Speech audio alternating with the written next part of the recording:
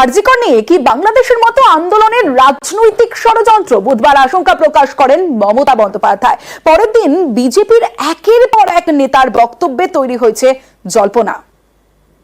কেউ কেউ মনে করছেন এটা বাংলাদেশ, কিন্তু মনে রাখবেন বাংলাদেশ একটা আলাদা রাষ্ট্র, ভারতবর্ষ একটা আলাদা রাষ্ট্র। মোদি বাবু, আপনার পার্টিকে দিয়ে আগুন লাগাচ্ছেন। বাংলায় যদি আগুন লাগান, আসামও থেমে থাকবে না, আর দিল্লিও থেমে থাকবে না। আপনার চেয়ারটা আমরা টলমলো করে দেব। চেয়ার দখলের লড়াই, ক্ষমতা থাকলে ভোটে যাও। আরজি কর ইস্যুতে গত 9 আগস্ট থেকে তোলপাড় রাজ্য। আরজি করের ঘটনাকে সামনে রেখে কি বাংলাদেশের মতো আন্দোলনের রাজনৈতিক ষড়যন্ত্র হচ্ছে?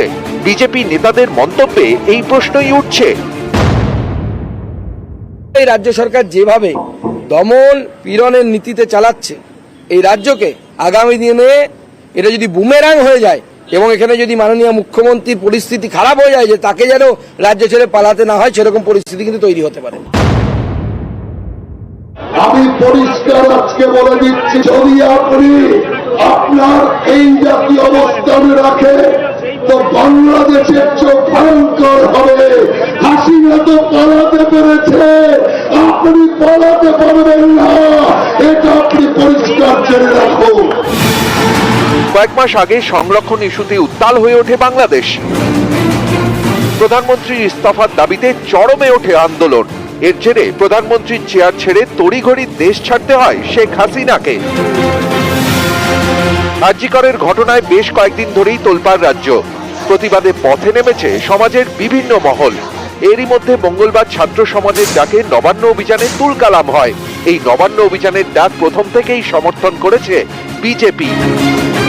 নবান্ন অভিযানেও বিজেপির একাধিক নেতাকে দেখা যায়। নবান্ন অভিযানে জায়গায় জায়গায় ধুন্ধুমার হয়, রক্তাক্ত হয় পুলিশ। এর পরের দিন তৃণমূলের ছাত্র পরিষদের অনুষ্ঠানের মঞ্চ থেকে সুর চড়ান মমতা। কেউ কেউ মনে করছেন এটা বাংলাদেশ, কিন্তু মনে রাখবেন বাংলাদেশ একটা আলাদা রাষ্ট্র, ভারতবর্ষ একটা আলাদা রাষ্ট্র। মোদি বাবু, আপনার পার্টিকে দিয়ে আগুন লাগাচ্ছেন। বাংলায় যদি আগুন লাগান, আসামও থেমে থাকবে না, আর দিল্লিও থেমে থাকবে না। আপনার চেয়ারটা আমরা টলমলো করে দেব। চেয়ার দখলের লড়াই, ক্ষমতা থাকলে ভোটে যাও। আমি পরিষ্কার আজকে বলে দিচ্ছি, যদি আপনি আপনার এই জাতীয় অবস্থানে রাখে তো বাংলাদেশের চোখ ভয়ঙ্কর হবে। বিজেপি নেতাদের এই সব মন্তব্যেই জল্পনা তৈরি হয়েছে। তাহলে কি আরজি করের ঘটনাকে সামনে রেখে বাংলাদেশের মতো আন্দোলনের রাজনৈতিক ষড়যন্ত্র হচ্ছে? নিউজ 18 বাংলা।